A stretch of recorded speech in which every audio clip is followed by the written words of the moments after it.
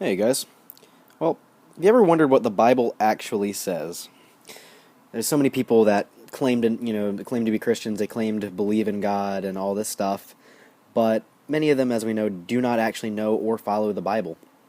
I'm going to start a video series called What Does the Bible Really Say?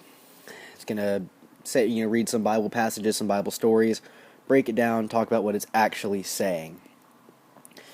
Well, today we're going to be in Exodus 20.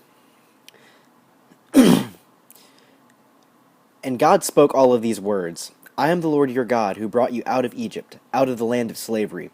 You shall have no other gods before me. You shall not make for yourself an image in the form of anything in heaven above, or in the earth beneath, or in the waters below. You shall not bow down to them or worship them, for I, the Lord your God, am a jealous God, punishing the children for the sin of the parents to the third and fourth generations of those who hate me, but showing love to 1,000 generations of those who love me and keep my commandments. You shall not misuse the name of the Lord your God, for the Lord will not hold anyone guiltless who misuses his name. Remember the Sabbath day by keeping it holy. 6 days you shall labor and do all your work, but the seventh day is a Sabbath to the Lord your God.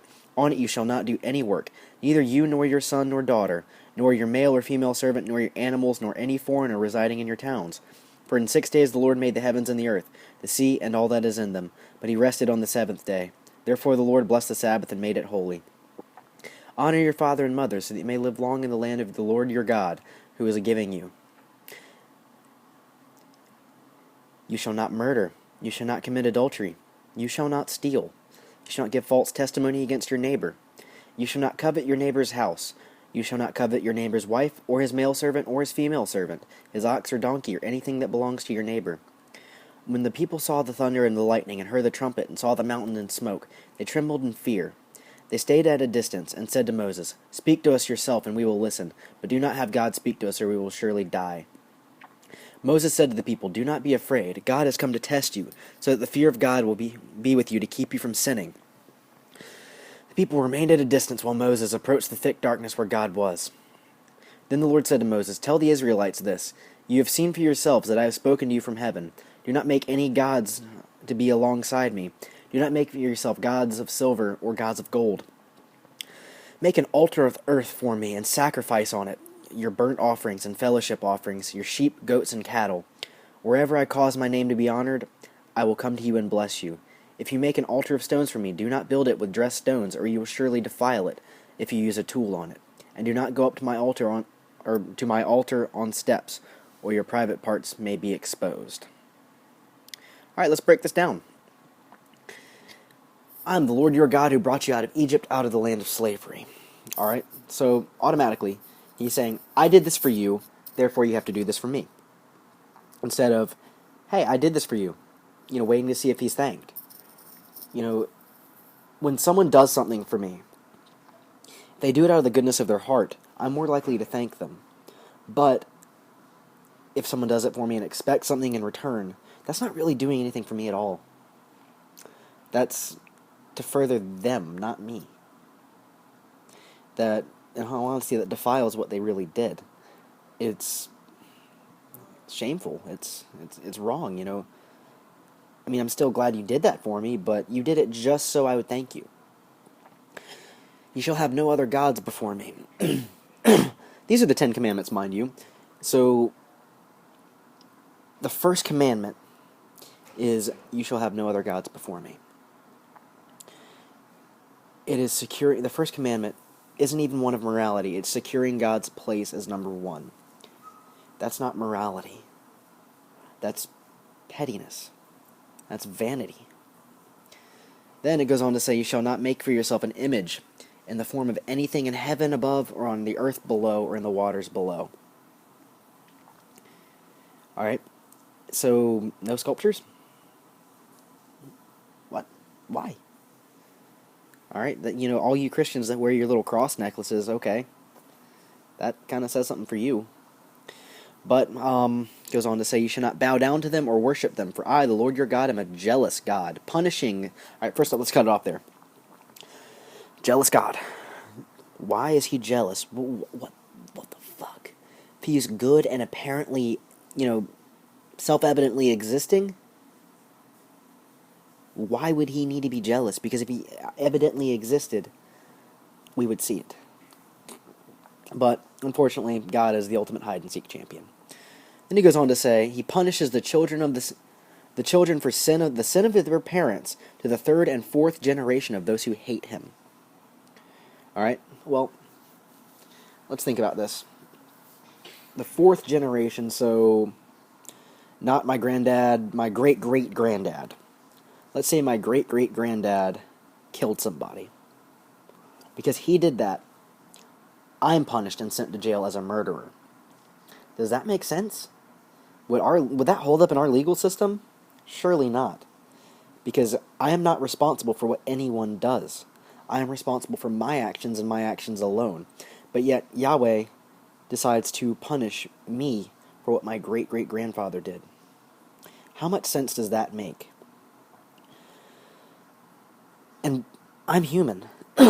Sure, I'm not stupid, but I'm not the smartest person that's ever lived, and I can figure that out. Yet the God that Christians serve punishes people for the sins of their great-great-grandparent. Then he goes on to say he gives blessings to those 1,000 generations and more, those that love him. All right? What this comes down to is, I will give you blessings for doing what I want and punish you for not doing what I want. I'll give you cookies for obeying me and spankings for not. That's really what it's saying. And this is the God people serve. Remember the Sabbath day. Actually, sorry, I messed up. You shall not misuse the name of the Lord your God.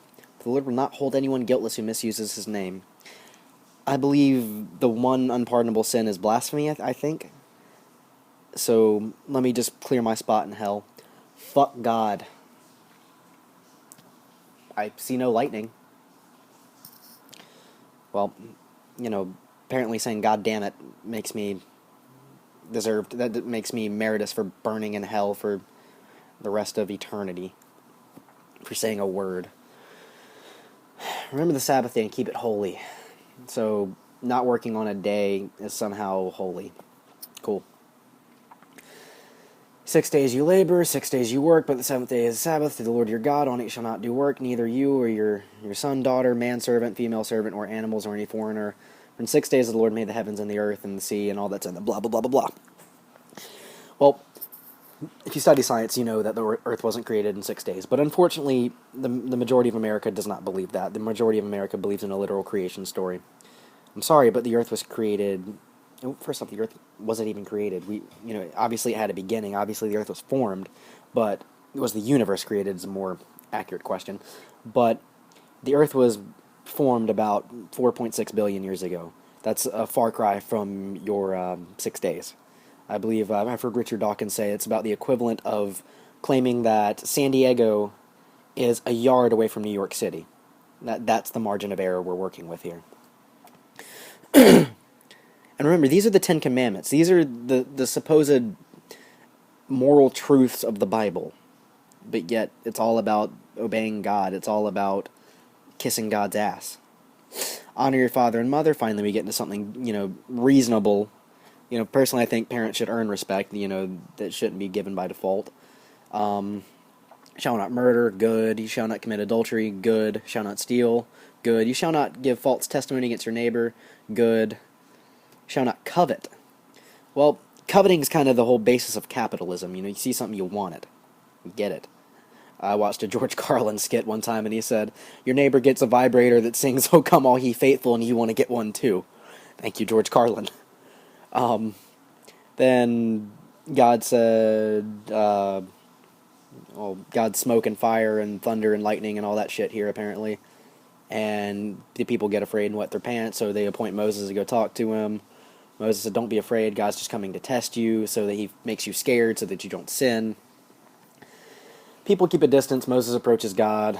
And God says to him, you've seen for yourself that I've spoken to you from heaven. Don't make any gods alongside me. Basically, look, I've made myself real. Don't worship anybody else.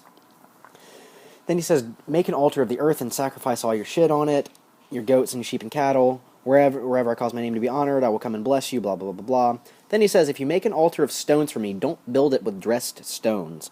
What kind of God cares what the fuck kind of altar you build to honor him? Does God really care that much? This is the same God that cares what you do with the foreskin of your penis, mind you. Then he says, if you use a stone altar, if you make for me an altar, don't build it with tools, otherwise you defile it. And do not go up to my altar on steps, or your private parts may be exposed. So if you walk up to the altar on steps, your penis comes flying out.